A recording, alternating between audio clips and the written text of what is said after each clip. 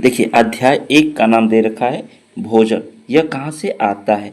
भोजन के बारे में चैप्टर है कि भोजन यह कहाँ से आता है, चैप्टर का नाम है। अब इसमें हम आपको दिखाएंगे कि ये सिर्फ बेसिक चीज़ें इसमें मिलेगी सिक्स के किताब में, बस ओनली बेसिक, एकदम नॉर्मली बेसिक है। इसमें आगे चल के कुछ फैक्ट है जो इम्पोर्टेंट है, नहीं तो बाकी सब बेसिक है। खाद्य पदार्थ, खाद्य पदार्थ मतलब खाने योग्य पदार्थ को खाद्य पदार्थ कहते हैं। उसके बाद ये है उदाहरण में कि रोटी, फल, साग, सब्जी ये सब खाया जाता है तो इसको खाद्य पदार्थ कहते हैं। उसके बाद है संघटक। संघटक का क्या मतलब होगा। संघटक का मतलब होता है कि भोजन में उपयोग की जाने वाली सामग्रियाँ उस भोजन का संघटक कहलाती है। संघटक का मतलब जो चीज़ हमको जिससे प्राप्त होती है, जिससे बनती है। अब इसमें दे रखा है कि उदाहरण के तौर पे देखिए कि खाद्य पदार्थ और ये संघटक। अब रोटी, चपाती। अब ये रोटी जो चपाती किस चीज़ से बनती है, तो ये आटा और जल के मिश्रण से हम आटा गूँथ के उसके बाद रोटी बनाते हैं। स्रोत का मतलब अब दे रखा है, देखिए स्रोत का मतलब होता है कि जो चीज़ हम जिससे प्राप्त करते हैं ये हर जगह काम आएगा, लेकिन यहाँ पे जो दे रखा है कि स्रोत का अर्थात स्रोत अर्थात जहाँ से हम संघटकों को प्राप्त करते हैं। अब यहाँ देखिए दे रखा है संघटकों के बारे में। उसके बाद दे रखा है खाद्य पदार्थ के मुख्यतः स्रोत दो प्रकार के होते हैं। खाने का हम लोगों के पास मुख्यतः स्रोत दो प्रकार का होता है। अब इसमें कौन कौन से स्रोत दे रखा है कि एक पादप स्रोत और एक होता है आपका जंतु स्रोत। ठीक है। अब पादप स्रोत और जंतु स्रोत में ये ऑप्शन दे रखा है कि आपका कि कुछ खाद्य पदार्थ संगठक के स्रोत जंतु होते हैं। मतलब कहने का मतलब है कि कुछ जंतु स्रोत का होता है तो जिससे हमें जंतु से प्राप्त होगा, और कुछ पादप स्रोत होते हैं तो हमें ये पादप से प्राप्त होगा, मतलब पौधे से प्राप्त होगा। अब देखिए, अब देर क्या रखा है कि पौधे के रूप में मतलब भोजन का जो भाग होता है जो और जंतु के उत्पाद में जो भाग होता है उन दोनों का यहाँ पे उदाहरण के तौर पे दे रखा है। उदाहरण में देखिए क्या क्या दे रखा है यहाँ पे। उदाहरण में है कि कुछ पौधे कि जो दो या दो से अधिक भाग को खाने योग्य होता है। जैसे सरसों उदाहरण में ले लीजिए, सरसों का हम पत्ती और तना से साग खाते हैं और बीज से उसका तेल निकाला जाता है। उसके बाद है कि पादप के खाने में और अगला क्या होता है, मतलब कि क्या क्या पौधे का हम लोग भाग यूज करते हैं। किसी उसका पुष्प भी यूज होता है, जैसे केले की फूल का सब्जी बन जाता है। फल, तना, पत्ती, ठीक है, ये सारा चीज़ें हम लोग यूज करते हैं पादप के तौर पे। उसके बाद है अगला कि जंतु। अब जंतु में हमें क्या क्या मिलता है, कैसे होता है कि जंतु से प्राप्त खाद्य पदार्थ जो होता है वह जैसे मुर्गी से हमें अंडा मिल जाता है, दूध गाय भैंस बकरी से मिलती है, शहद से मधुमक्खी मिल जाती है, और मांस बकरी और मुर्गी से मिल जाता है। ठीक है। अब यहाँ पे दे रखा है कि भोजन के आधार पर जंतुओं के प्रकार। भोजन के आधार पर जंतुओं के प्रकार में कुछ जंतु होते हैं जो शाकाहारी होते हैं, और शाकाहारी का मतलब होता है कि केवल वो घास फूस खाते हैं, जो पादप खाते हैं तो वो शाकाहारी होते हैं, जैसे गाय और बकरी।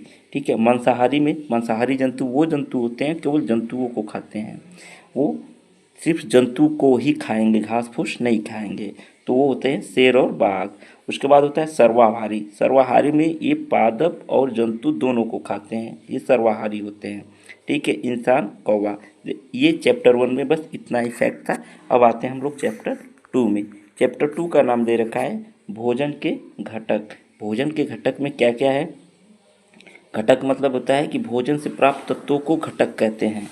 पोषक तत्व, जो घटक हमें पोषण देते हैं उन्हें पोषक तत्व कहते हैं।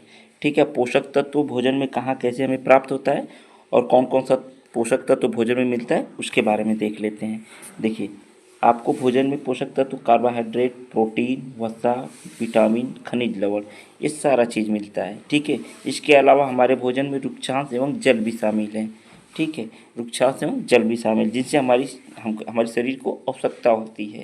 तो ये सारी चीज़ें हमें भोजन से मिलती है और ये सब चीज़ें हमें तरल पदार्थ से। ठीक। उसके बाद देखिए आगे देखा है परीक्षण के बारे में। देखिए ये चीज़ आप अगर एनसीईआरटी क्लास 6 की उठाएंगे तो उसमें आपको मिल जाएगा पूरी, उसी में से कट करके सारी चीज़ें इंपॉर्टेंट फैक्ट निकाला गया है। अगर आपको ये थोड़ा सा आपको क्लास अजीब लगेगा क्योंकि 6 में कुछ ज़्यादा फैक्ट नहीं मिले हैं। इसके बाद हमारे क्लास 7 का लेके आएंगे, फिर क्लास 8 का लेके आएंगे। चलिए देखते हैं अगला क्या देखा है कि कार्बोहाइड्रेट परीक्षण। परीक्षण में हमें क्या बताता है उसके बारे में दे रखा है। कार्बोहाइड्रेट परीक्षण से हमें ये प्राप्त चलता है कि भोजन में कार्बोहाइड्रेट उपलब्ध है या नहीं है। अब इसमें कार्बोहाइड्रेट कई प्रकार के होते हैं। हमारे भोजन में प्राप्त मुख्य कार्बोहाइड्रेट मंड और शर्करा के रूप में होते हैं। अब यहाँ पे देखिए, आप अगर आगे पढ़ेंगे तो आपको कार्बोहाइड्रेट के बारे में पूरे डिटेल से मिलेंगे। कार्बोहाइड्रेट कितने प्रकार का होता है, किस किस चीज़ में क्या क्या मिलता है। ठीक है। उसके बाद इसमें दे रखा है कि कार्बोहाइड्रेट में मुख्य रूप से प्रश्न बन सकता है कि किस रूप में हम रहता है, तो मंड एवं शर्करा के रूप में रहता है। ठीक है, अब यहाँ पे आपको ये वाला लाइन आपको प्रश्न बनाने के लिए यहाँ से ये हो सकता है। उसके बाद हमारा आगे देखते हैं क्या है। अभी मिलाने के बारे में पूछ रखा है, कैसे हम चेक करेंगे। तो चेक करने की खाद्य पदार्थ की कच्ची सामग्री में अल्प मात्रा में तनु एवं आयोडीन का विलयन की 2-3 बूंद रखते हैं, उसको मिलाते हैं। प्रक्रिया में देखिए क्या दे रखा है। प्रक्रिया में आपका है कि खाद्य पदार्थ की कच्ची सामग्री के अल्प मात्रा में तनु आयोडीन को, ठीक है, तनु आयोडीन को हम विलयन के 2-3 बूंद डालेंगे। ठीक है, विलयन के 2-3 बूंद डालेंगे। उसके बाद आगे क्या है हमारा, ये आगे में है हमारा कि उसके बाद हमें पता चलेगा कि क्या है क्या नहीं है, बदलाव में क्या क्या होगा। देखिए यहाँ पे दे रखा है बदलाव क्या होगा। खाद्य पदार्थ का अगर जो नीला से काला रंग में अगर परिवर्तित हो जाता है तो उसमें मान लीजिए कि हमारा मंड की उपस्थिति है। ठीक है, अगर नीला से काला होता है तो मंड की, नीला या काला हो जाएगा तो मंड है, मतलब कार्बोहाइड्रेट है। ये परीक्षण है। तो इसमें से बस 2 लाइन आपको हो गया कि हमारे कार्बोहाइड्रेट में क्या क्या आता है। तो मंड एवं आपका समझ लेंगे उसके बारे में क्या उधर था कि मंड कार्बोहाइड्रेट में आपके रहता है। और प्रोटीन में, प्रोटीन परीक्षण में आपका क्या होता है। देखिए प्रोटीन परीक्षण में आपको 4 सामग्री के रूप में क्या क्या मिलेगा आपको, ये देखते हैं कि खाद्य पदार्थ को पेस्ट, चूर्ण या परखनली ड्रापर या कॉपर सल्फेट विलयन के तथा कास्टिक सोडा का विलयन, ये तीनों चीज़ आपके पास सामग्री रहनी चाहिए।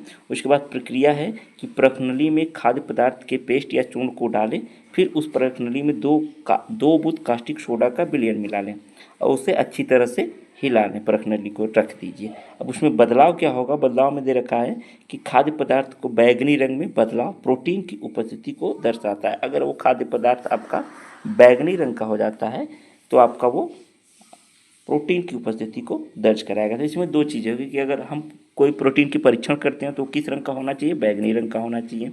अगर वही पूछ दे कि अगर हम कार्बोहाइड्रेट का चेक कर रहे हैं तो वो किस रंग का होना चाहिए, तो काला से नीला। और कार्बोहाइड्रेट में क्या मिलता है तो आपको मंड लिखना है। ठीक है, मंड या शर्करा। उसके बाद देखिए वसा का परीक्षण दे रखा है। वसा के परीक्षण में हमारा दे रखा है कि वसा का परीक्षण,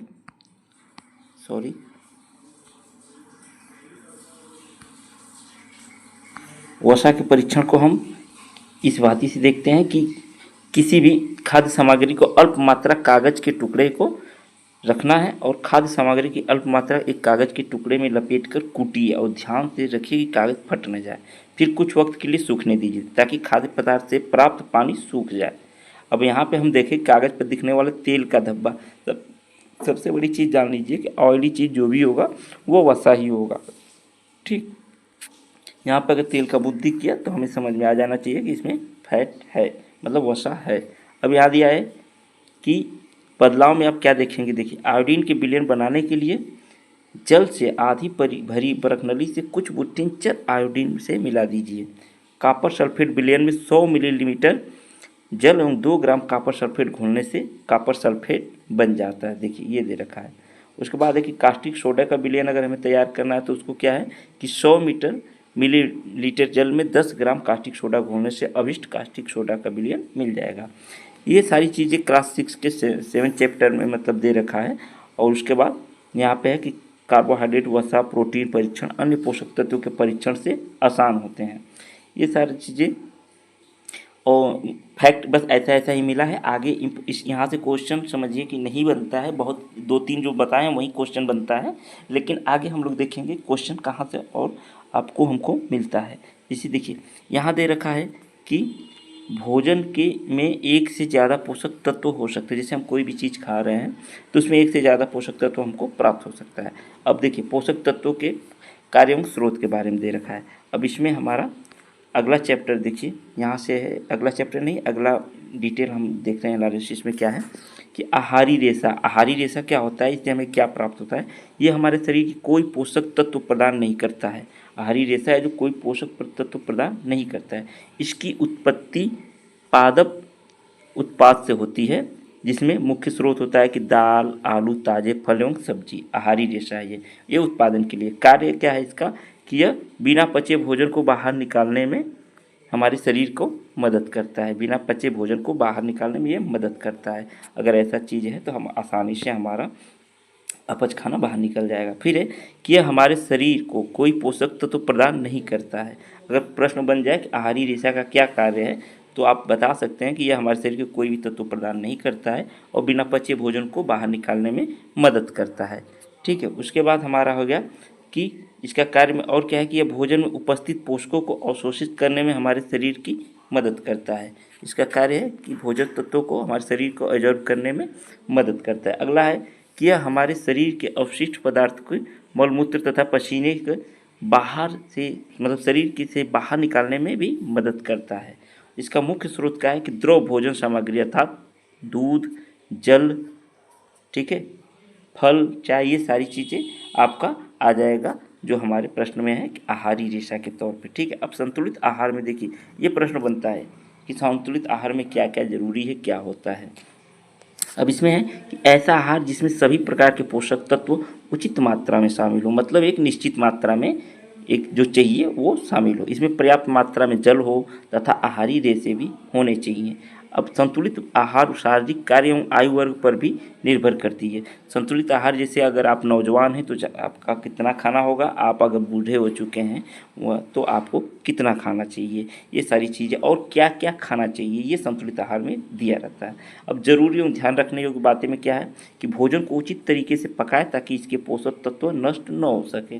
फिर छिलका उतारने से पहले फल तथा सब्जी को धोएं। चावल दाल को बार बार न धोएं। भोजन पकाए जल को न फेंकें।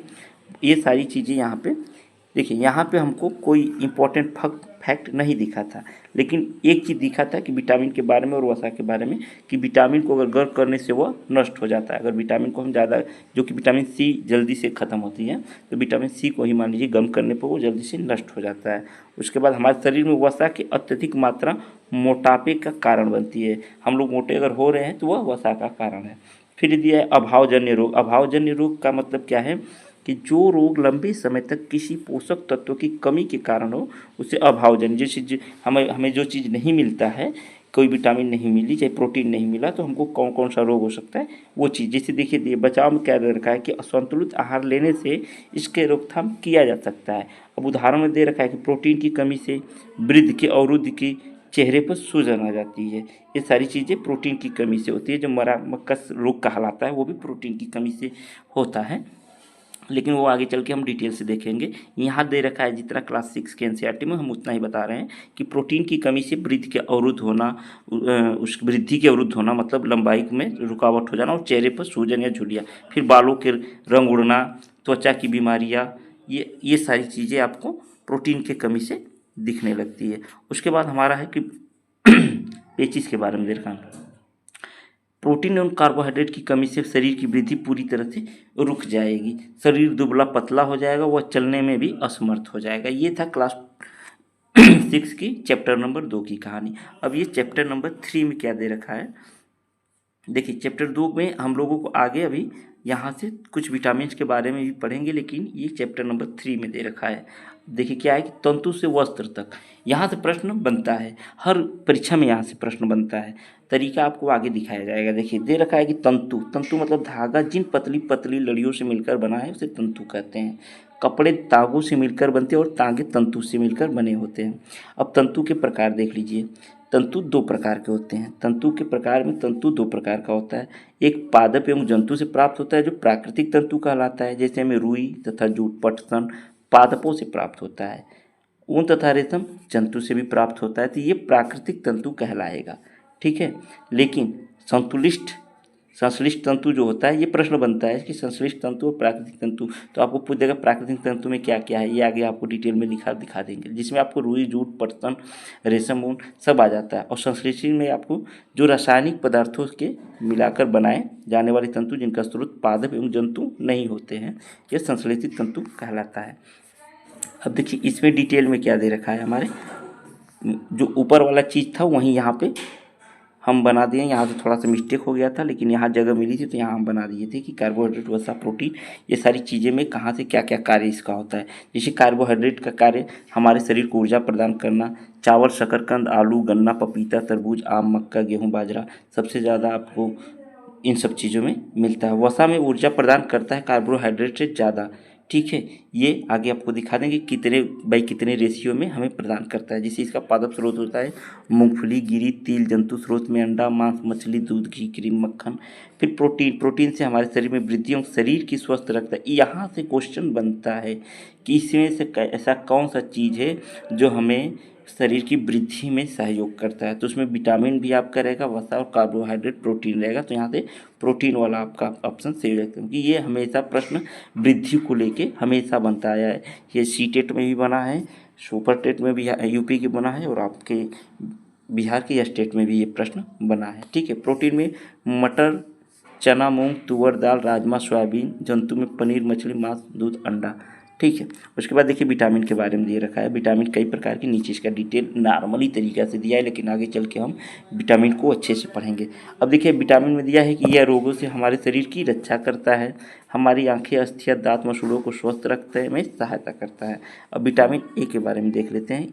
यहाँ बेसिक सा है, आप ज़्यादा यहाँ घबराने की या ज़्यादा डीप में पढ़ने की ज़रूरत नहीं है, आगे हमको आपको दिखाते रहेंगे। ये हम लाइन बाय लाइन एनसीईआरटी का उठाए हैं, इसलिए यहाँ पे आप लोगों को थोड़ा सा घबराने की ज़रूरत नहीं है।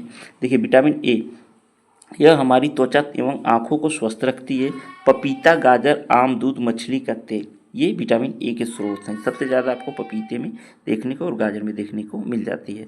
फिर विटामिन बी, विटामिन बी यकृत, गेहूँ, चावल, ठीक है। विटामिन सी रोगों से लड़ने में मदद करता है। ये टमाटर, संतरा, अमरूद, मिर्च, नींबू, मतलब खट्टी चीज़ों में आपको विटामिन सी मिल जाएगी।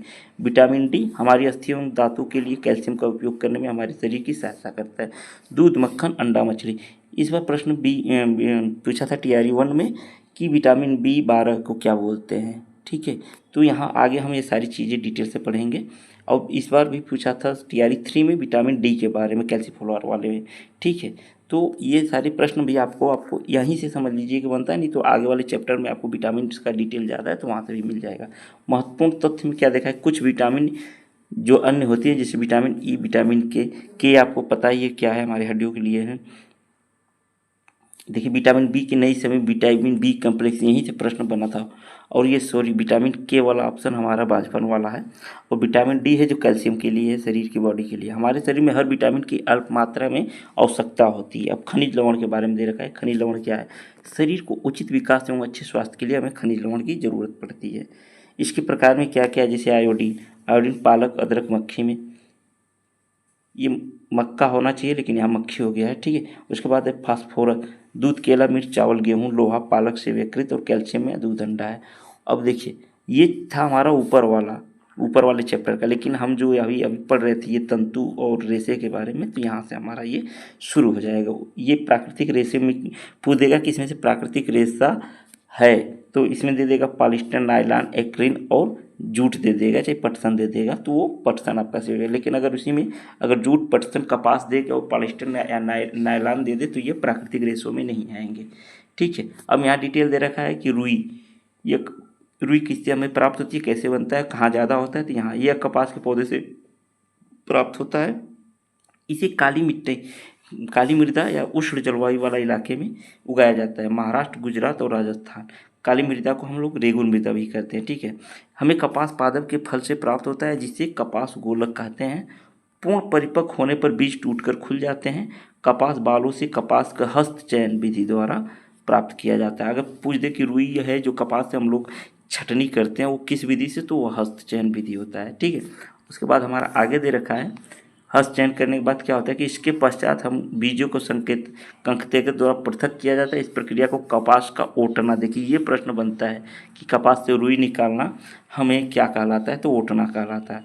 आजकल कपास ओटने की प्रक्रिया मशीन से की जाती है। अब देखिए जूट के बारे में दे रखा है। जूट यह पटसन पादप के तने से प्राप्त होता है। तने से हमको पहले इसको खेतों में बोया जाता है, फिर तना तैयार हो जाता है तो वर्षा ऋतु में इसकी खेती होती है। और ये सबसे ज़्यादा हमारे पश्चिम बंगाल, बिहार, असम में उगाया जाता है। आगे क्या दे रखा है डिटेल में हमारा, इसकी मोटाई पुष्पन अवस्था में की जाती है, मतलब कटाई जो होती है, जैसे अभी इसकी कटाई जब करते हैं, कट के हम लोग इसको डाल देते हैं किसी पानी वाले एरिया में, ठीक है। अब होता क्या है कि कटाई के लिए हम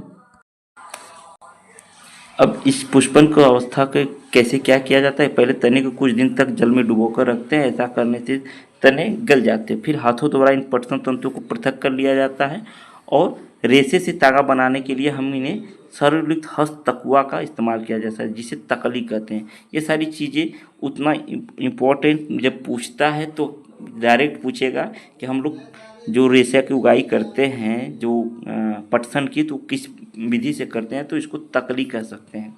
फिर चरखा, हस्त तकाई के बाद युक्ति चरखा पे हम लोग जैसे घुमा घुमा के उससे रेशा बनाया जाता है। देखिए अब यहाँ से प्रश्न बनता है, ये प्रश्न हमारे लिए इम्पोर्टेंट है कि 1956 में एक संगठन के निर्माण किया गया जिसे खादी ग्रामोद्योग आयोग कहते हैं। यह भारत सरकार द्वारा खादी के प्रचलन का बढ़ावा देने के लिए किया गया था।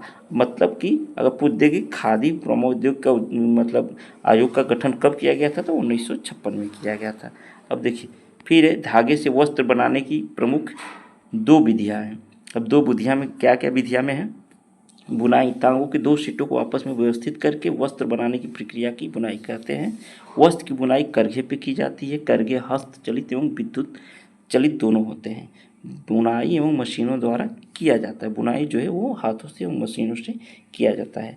यहाँ से देखिए ये सारी चीज़ें आपको जो क्लास चैप्टर 3 में था, यहाँ से 2-3 क्वेश्चन ही बस इम्पोर्टेंट था कि आपको प्राकृतिक रेशा कौन है और कृत्रिम रेशा कौन है।